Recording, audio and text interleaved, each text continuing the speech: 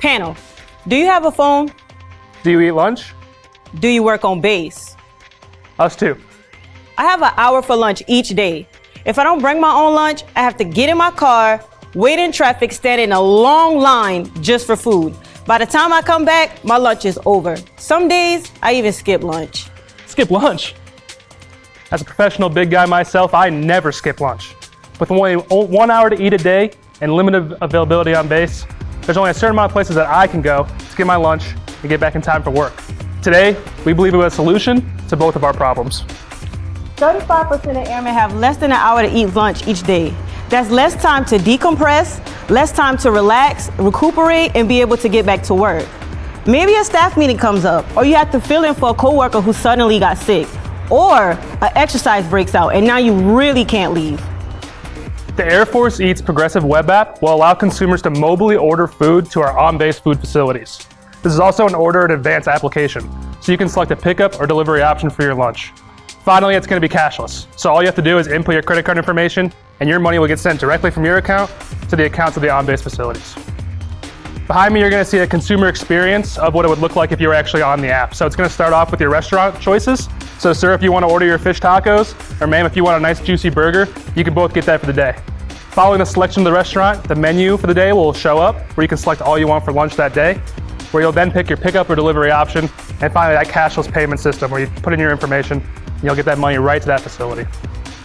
Similar companies already exist, such as Grubhub, Uber Eats, and even DoorDash. The problem with these companies are, due to limited access on base, especially when security measures rise, they aren't available to us. We also want to look at boosting the sales of our own base facilities while giving our airmen what they want, when they want it.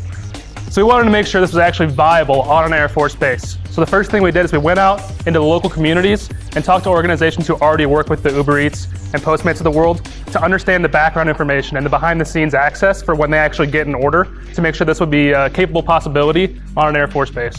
Next, we took a look at our internal payment system, Aloha, used at all on-base facilities, and found that we actually can link this to other servers and create a cashless payment system that actually will work. So the idea is all great, but we need to know the demand is actually there. So on Langley Air Force Base, we did a food demand survey and found that airmen want variety and convenience with their lunch meals, and they are willing to eat at on-base facilities. And last, we gained support from senior leadership at both F.E. Warren Air Force Base and Langley Air Force Base. So what do we want, you ask? For phase one, we're asking for $150,000 to sit down with experts, gain knowledge, and actually develop an app that is wanted. Phase two, we're asking for $100,000 to actually test the beta product and actually gain valuable feedback in which we will use to further progress our app. And lastly, phase three, we're asking for $200,000 for final product push along with marketing. If this can work at F.E. Warren Air Force Base and Langley Air Force Base, two totally and completely opposite bases, this can definitely, most definitely work anywhere, and I mean anywhere in between. So the Air Force Eats program has multiple tiers of benefits. The first is that's a benefit to our facilities. 72% of airmen in our food demand survey stated that they eat on base at least once a week. We want to maximize that potential. It's also a benefit to our airmen and our organizations. Food delivery service will allow reduced stress for airmen, which will keep them more mentally and physically prepared for our organization's critical missions. Which is why finally this is a benefit to the Air Force. To give airmen that 1 hour back a day for them to de-stress, recuperate how they seem fit, or spend time with their teammates and coworkers, will work to increase morale, resiliency, and revitalize squadrons across the Air Force. The problems that we have talked about today are not unique. There are airmen across the country who are struggling with variety and convenience for their lunch options. So we look forward to working with you to make Air Force Eats the popular choice. We are open for any questions you may have. Awesome. Hey, Lieutenant Sullivan and Airman Moore, thank you so much. That was a great presentation. Thank you, sir. You guys did a great job. I have one question, and it centers back on the delivery piece. How do we do the delivery piece?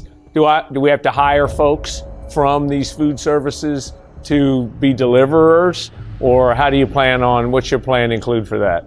So, sir, for the delivery piece, that is something we will ask when we sit down with the expert, what is the best route to take? Initially, we are thinking that maybe if we set up with individual that already works in food service because they already have the training that you need for food handling, that would be the best option up front. But that's definitely something that we would ask when we sit down with the experts. What is the best route to take? But hiring people is definitely an option. So again, I'll echo what General Wilcox said. Great briefing, great pitch. Thank you.